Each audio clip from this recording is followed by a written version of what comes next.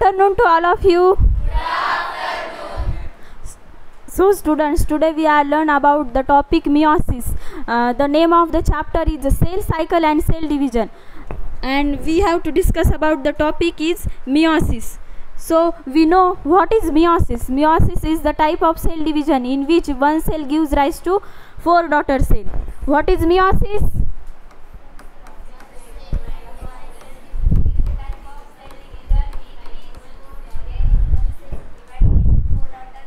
Yes, meos means to less on, आणि osis means state. मिओसिसची definition पाहिली आपण. मिओसिसला रिडक्शनल डिव्हिजन म्हणतात. जसं की पॅरेंट सेल, एक parent cell 4 daughter cell produce करते, तर मिओसिसला रिडक्शनल डिव्हिजन म्हणतात. कारण की ह्याच्यामध्ये जर क्रोमोझोम नंबर 2n असेल तर इथे डॉटर सेलमध्ये क्रोमोझोम नंबर n असतील, म्हणून मिओसिसला रिडक्शनल डिव्हिजन म्हणतात.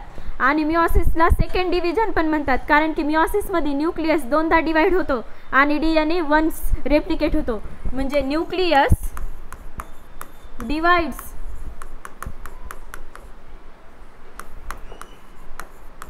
twice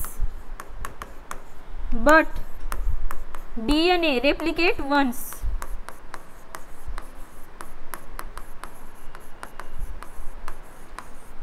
आपण बघितलं मिओसिस म्हणजे 1 parent cell 4 daughter cell produce करते. आणि मिओसिसला रिडक्शनल डिव्हिजन म्हणतात, कारण की पॅरेंटमध्ये 2 सेट ऑफ क्रोमोझोम असतील तर डॉटर सेलमध्ये n टाईपचे म्हणजे क्रोमोझोम असतील. आणि मिओसिसला सेकंड डिव्हिजन म्हणतात, कारण की त्याच्यामध्ये न्यूक्लियस 2दा डिवाइड होतो आणि DNA एकदा रिप्लिकेट होतो. मग मिओसिस कोणी म्हटलं, मिओसिसला नाव कोणी दिलं, तर आपल्याला ती डिस्कवरी बघायची मिओसिस विषयी. Meiosis was first demonstrated by scientist Van Beneden. Name of the scientist is Van Beneden. मिओसिसला डेमॉन्स्ट्रेट केलं सायंटिस्ट व्हॅन बेंडेननी, आणि मिओसिसला डिस्क्राईब केलं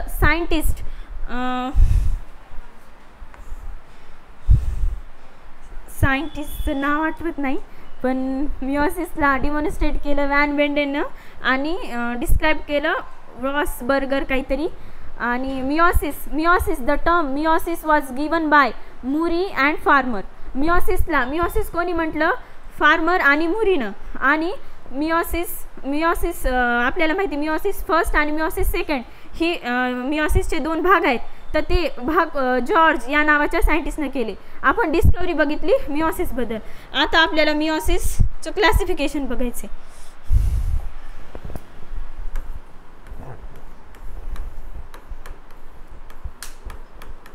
meiosis is divided into 2 sub parts, meiosis first and meiosis second.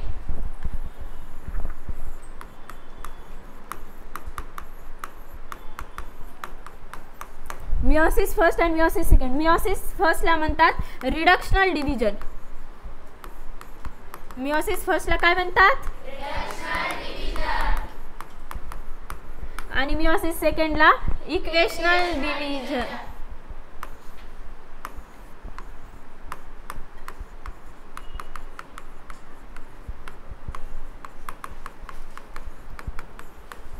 तर meiosis second जे आहे ही mitosis सारखंच आहे. आणि मिओसिस फर्स्ट आपल्याला बघायची. मिओसिस फर्स्ट ही 2 पार्टमध्ये डिवाइड केलेली आहे.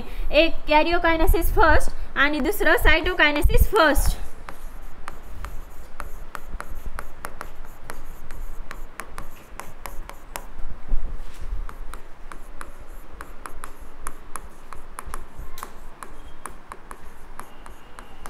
Karyokinesis first and cytokinesis first.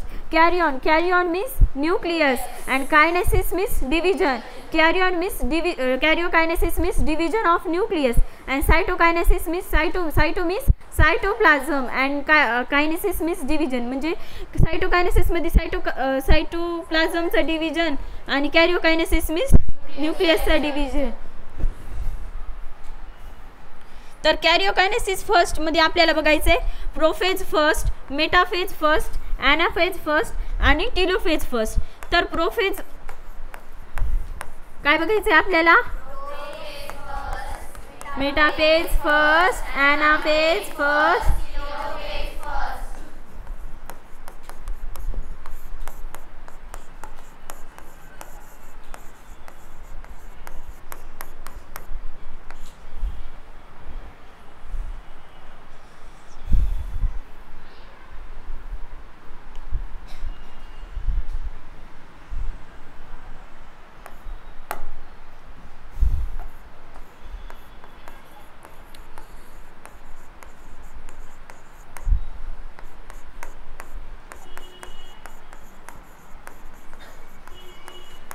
तर प्रोफेज फर्स्ट जी फेज आहे ती 5 सब पार्ट्समध्ये डिवाइड आहे. लेप्टोटीन, झायगोटीन, पॅचिटीन, डिप्लोटीन आणि डायकायनेसिस. आणि प्रोफेज फर्स्ट जी आहे मिओसिसमधली प्रोफेज फर्स्ट जी फेज आहे ही सगळ्यात लॉंगेस्ट फेज आहे. तर मग आपण प्रोफेज फर्स्टमधल्या 5 सब फेज बघणार आहोत. मेटाफेज फर्स्ट, ॲनाफेज फर्स्ट आणि टिलोफेज फर्स्ट बघणार आहोत. तर सायटोकायनेसिस पण बघणार आहोत. मिओसिस सेकंड जी आहे ही मायटोसिस सारखीच आहे, पण आपण एवढं बघणार आहोत. तर आपण बघूया प्रोफेज फर्स्ट.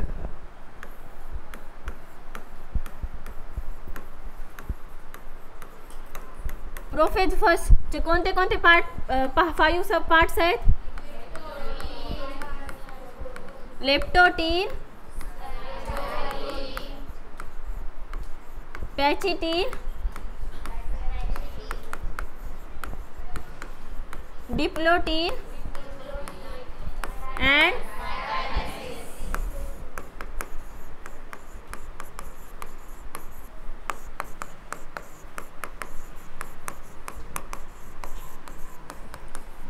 काय बघायचं? प्रोफेज फर्स्ट ही मिओसिसमधली सगळ्यात लॉंगेस्ट फेज आहे आणि त्याच्यातलं लेप्टोटीन, झायगोटीन, पॅचिटीन, डिप्लोटीन आणि डायकायनेसिस बघायचं आहे. तर फर्स्ट हेडिंग टाकूयात लेप्टोटीन.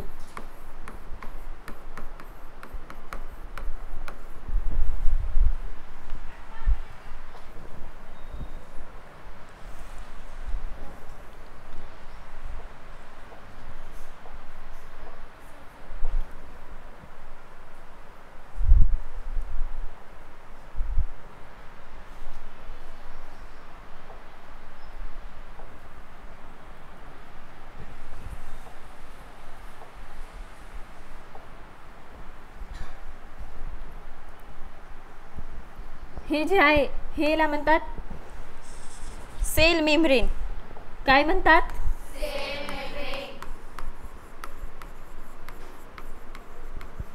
हे आहे न्यूक्लियर मेम्ब्रेन.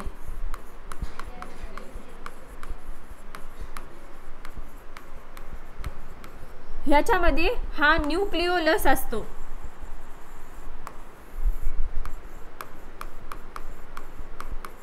आणि हे जे असतात हे क्रोमोझोम्स असतात.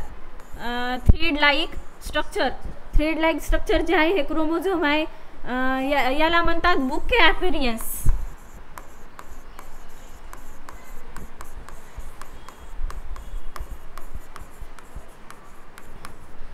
हे सेल मेम्ब्रेन आहे, न्यूक्लियर मेम्ब्रेन आहे. न्यूक्लियर मेम्ब्रेनमध्ये न्यूक्लिओलस आहे आणि हे जे क्रोमोझोम नंबर आहेत म्हणजेच DNA हे थ्रेड लाईक स्ट्रक्चर आहे. तर हे जे लेप्टोटीनमध्ये हे जे क्रोमोझोम असतात हे न्यूक्लियर मेम्ब्रेनला अटॅच असतात, म्हणजे न्यूक्लियर मेम्ब्रेनपासून अराईज झालेले असतात.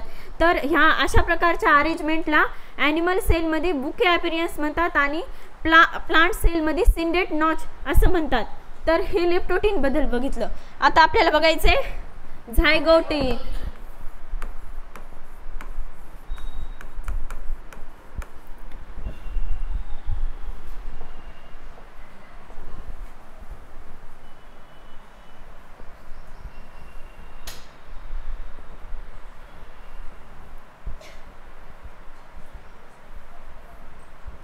आता झायगोटीनमध्ये होमोलोगस क्रोमोझोम असतात.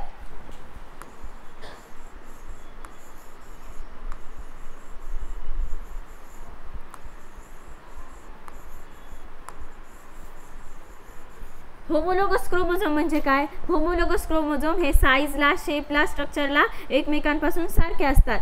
म्हणजे झायगोटीनमध्ये हे जे होमोलोगस क्रोमोझोम असतात, ह्या दोघांमध्ये एक कॉम्प्लेक्स तयार होतं. त्या कॉम्प्लेक्सचं नाव आहे सिनॅप्टोनिमल कॉम्प्लेक्स. हे जे सिनॅप्टोनिमल कॉम्प्लेक्स आहे हे अंडर द इलेक्ट्रॉन मायक्रोस्कोप दिसलं होतं सायंटिस्टला. याला काय म्हणतात? सिनॅप्टोनिमल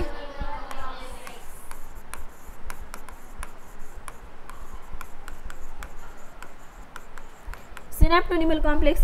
तर झायगोटीनमध्ये सिनॅप्टोनिमल कॉम्प्लेक्स असतं होमोलोगस क्रोमोझोमच्या मध्ये. म्हणजे formation of synapsis is the characteristic feature of zygotene. हे होमोलोगस क्रोमोझोममध्ये हे सिनॅप्टोनिमल कॉम्प्लेक्स असतं. तर आता आपल्याला बघायचं आहे पॅचिटिन. काय बघायचं आहे आपल्याला?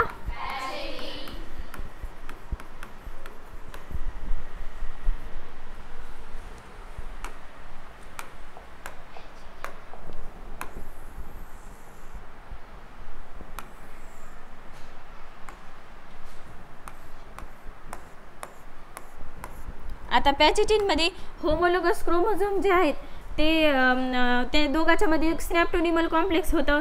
तर आता याच्यामध्ये होमोलोगस क्रोमोझोम जे असतात त्यांचं एकमेकांसोबत कॉम्बिनेशन होतं. म्हणजे एक्सचेंज ऑफ जेनेटिक मटेरियल होतं. जेनेटिक मटेरियल काय होतं?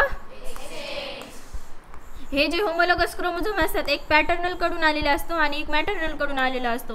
म्हणून मग ह्यांचं एक्सचेंज ऑफ जेनेटिक कॅरेक्टर हे बघा कसं होतं ते आपण बघूया. हे आहे दोन होमोलोगस क्रोमोझोम. हे दोन होमोलोगस क्रोमोझोम एकमेकांवर ओव्हरलॅप होतात.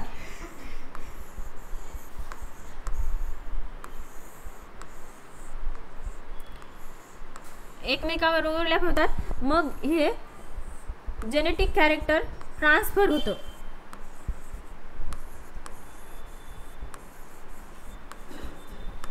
यांचं पॅचिटिनमध्ये रिकॉम्बिनेशन होतं with the help of enzyme recombinase आणि हे ट्रान्सफर ऑफ जेनेटिक कॅरेक्टर.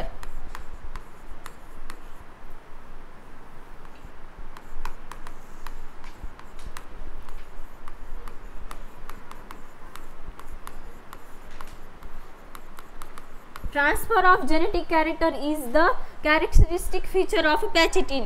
मग आपल्याला आता डिप्लोटिन बघायचे.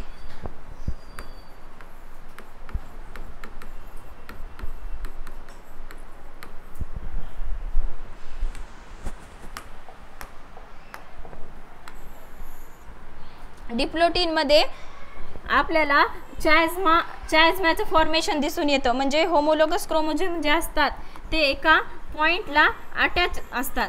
तर त्या अटॅचमेंटला फॉर्मेशन ऑफ चायझ्मा म्हणतात. काय म्हणतात?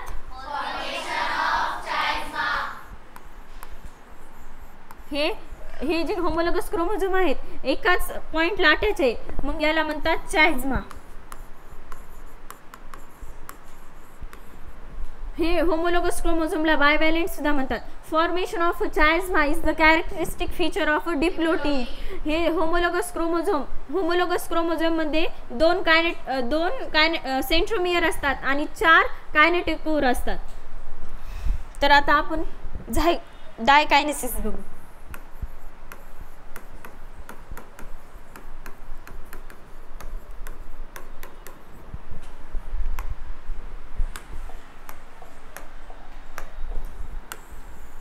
डायकायनेसिस जसं आपण डिप्लोटिनमध्ये फॉर्मेशन ऑफ चायझ्मा बघितलं तर डायकायनेसिसमध्ये आपल्याला टर्मिनलायझेशन दिसून येतं.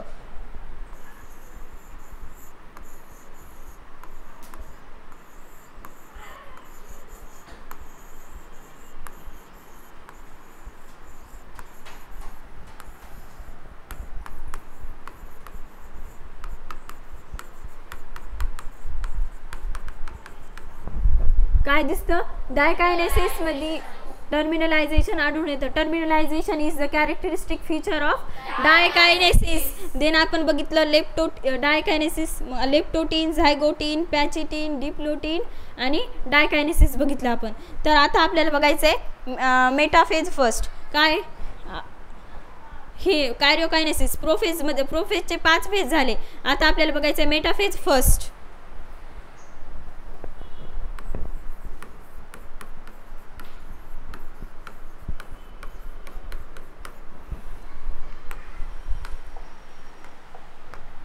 मेटाफेज फर्स्ट जे आहे त्याच्यामध्ये होमोलोगस क्रोमोझोम जे असतात ते मिडलला येऊन थांबतात. होमोलोगस क्रोमोझोम जे असतात ते मिडलला येऊन थांबतात. हे जे सेंट्रिओल आहे ह्याला सेंट्रिओल म्हणतात आणि याला सेंट्रोझोम म्हणतात. सेंट्रिओल आणि ह्याला सेंट्रोझोम. तर याच्यामधून जे स्पिंडल फायबर्स असतात ते अराईज होतात आणि होमोलोगस क्रोमोझोम जे असतात त्यांच्या कायनेटोकोरला अटॅच होऊन ते सगळ्या होमोलोगस क्रोमोझोमला इक्वेटोरियल प्लेटला आणतात, म्हणजेच मिडलला आणतात. आणि ते जे होमोलोगस क्रोमोझोम आहेत ते एकमेकांच्या पॅरलली अरेंज असतात. कसे अरेंज असतात?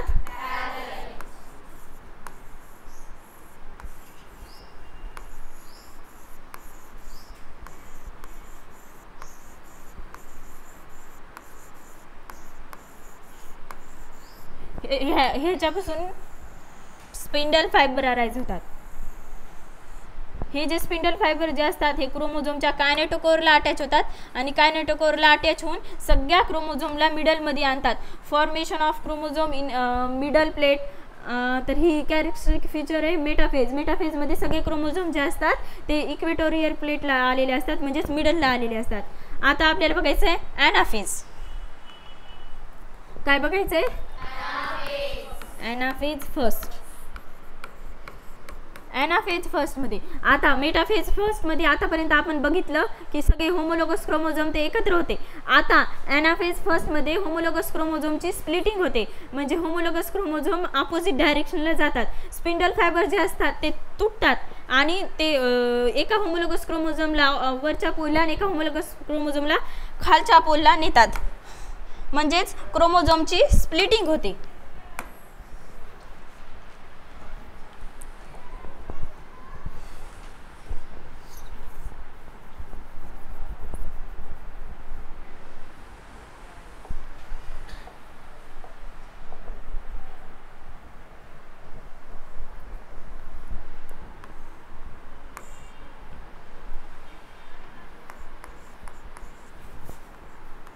हा सेंट्रिओल सेंट्रोझोम तर आहेतच. आता एक होमोलोगस क्रोमोझोम वरच्या साईडला जातो आणि एक क्रोमोझोम खालच्या साईडला जातं, म्हणजे होमोलोगस क्रोमोझोमची स्प्लिटिंग होते.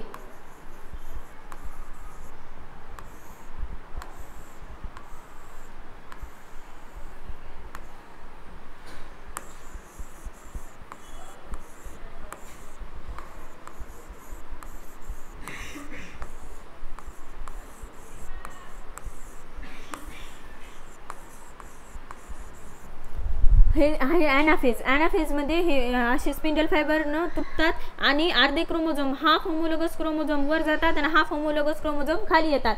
हे झालं ॲनाफेज फर्स्ट. आता बघायचं टेलोफेज फर्स्ट.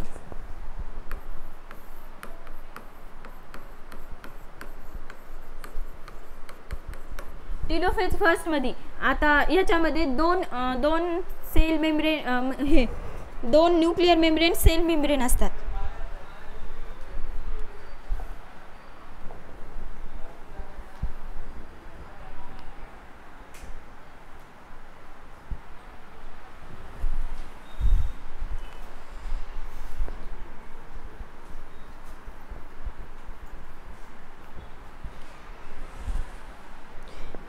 हे जे होमोलोगस क्रोमोझोम होते वरचे वरी आणि खालचे खाली राहतात, तर दोन सेल तयार झाले हे टेलोफेजमध्ये. आता आपण बघितलं metaphase first, anaphase first, telophase first. तर आता आपल्याला सायटोकायनेसिस फर्स्ट बघायचे.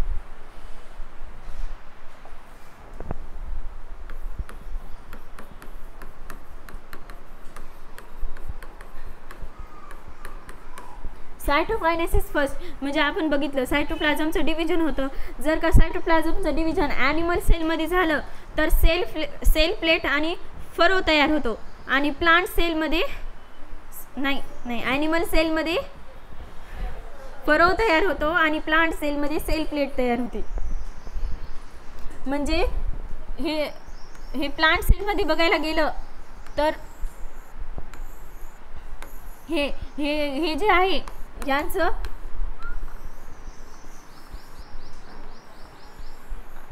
असं होतं आणि ह्याला म्हणतात सेल प्लेट. प्लांट सेलमध्ये सेल प्लेट तयार होतो डिव्हिजन ऑफ सायटोप्लाझमचं केलं तर आणि ॲनिमल सेलमध्ये सायटोप्लाझमचं डिव्हिजन केलं तर फरो तयार होतो.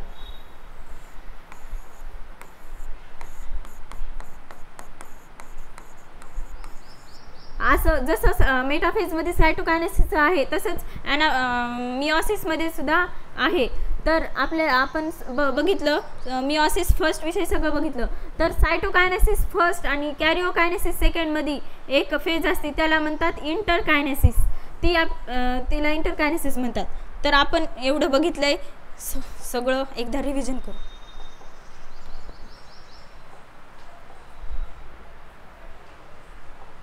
आपण बघितलं मिओसिसचे 2 पार्ट्स आहेत. मेटाफेज मिओसिस फर्स्ट आणि मिओसिस सेकंड.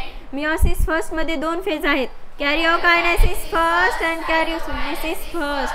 कॅरिओकायनेसिस फर्स्टमध्ये 4 फेज आहेत. Phase first, metaphase first, anaphase first आणि टेलोफेज फर्स्ट. तर प्रोफेज फर्स्टमध्ये 2 फेज आहेत. 5 फेज आहेत. कोणत्या?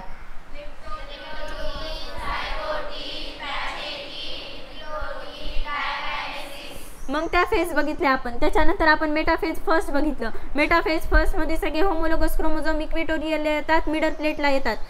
ती कॅरेक्टरिस्टिक फीचर आहे मेटाफेज फर्स्टची. मग ॲनाफेज फर्स्टमध्ये जे स्पिंडल फायबर्स जे आहेत ते तुटतात आणि होमोलोगस क्रोमोझोम अर्धे वरी जातात, अर्धे खाली येतात.